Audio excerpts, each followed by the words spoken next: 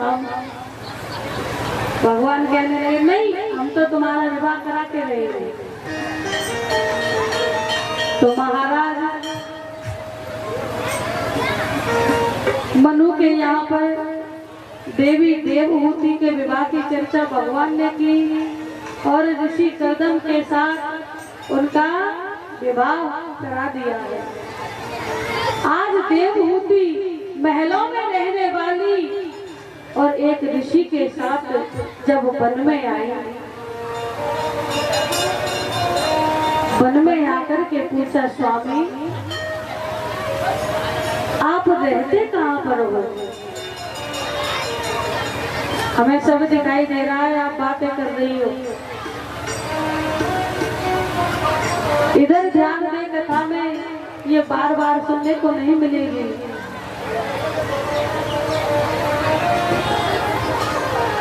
माता देवहूति ने कहा स्वामी आपका स्थान कौन सा है, कहाँ पर रहते हैं आप?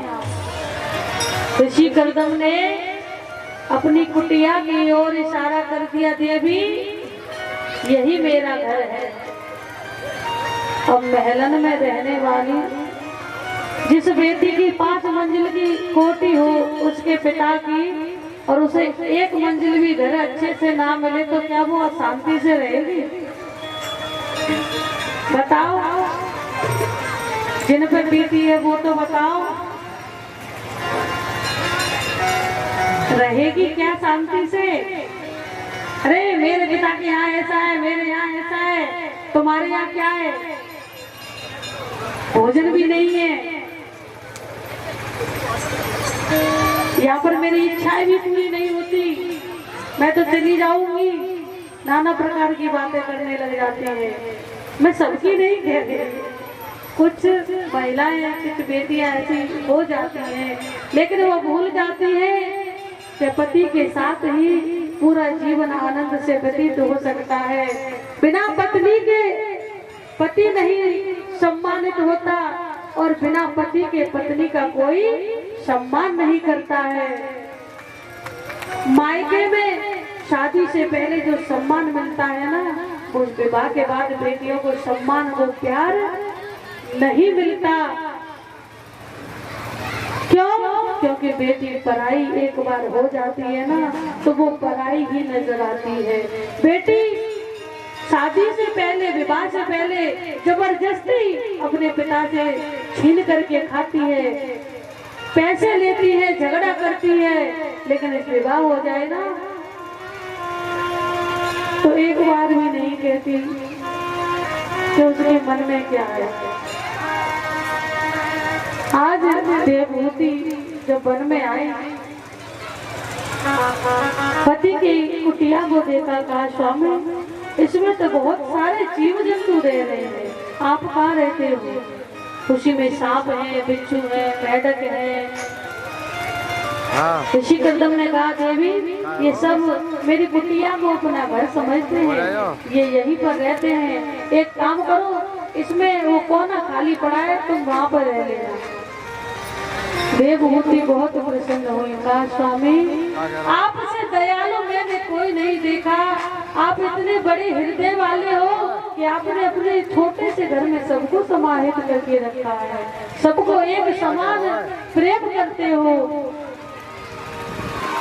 देवहूति बहुत प्रसन्न हुई, लेकिन क्या हुआ, ऋषि कर्दम जी थोड़ी देर के लिए भजन करने बैठे थे, लेकिन उनकी समाधि लग गई। 40 वर्षों तक अपनी समाधि में बैठे रहे, उनको कोई ज्ञान नहीं रहा, उनको कोई बोध नहीं रहा कि मेरा विवाह हो गया, मेरी पत्नी भी है।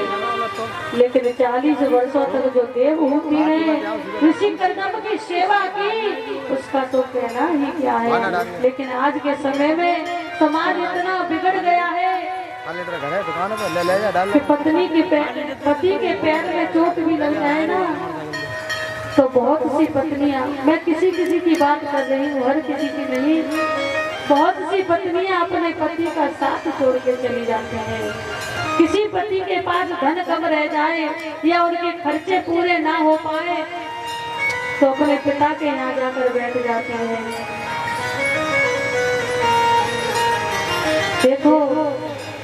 तुम्हारे जो कर्म से तुमको मिला है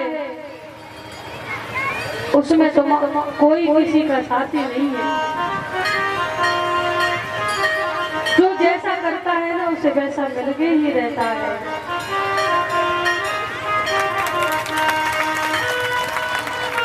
हाँ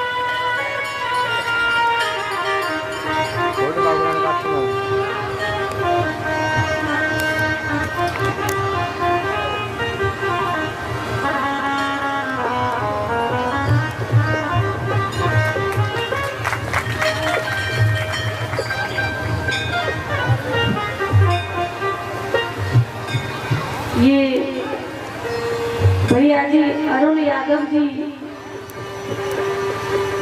अपनी धर्म पत्नी जी के साथ मिलकर व्यासपीठ का सम्मान कर रहे हैं।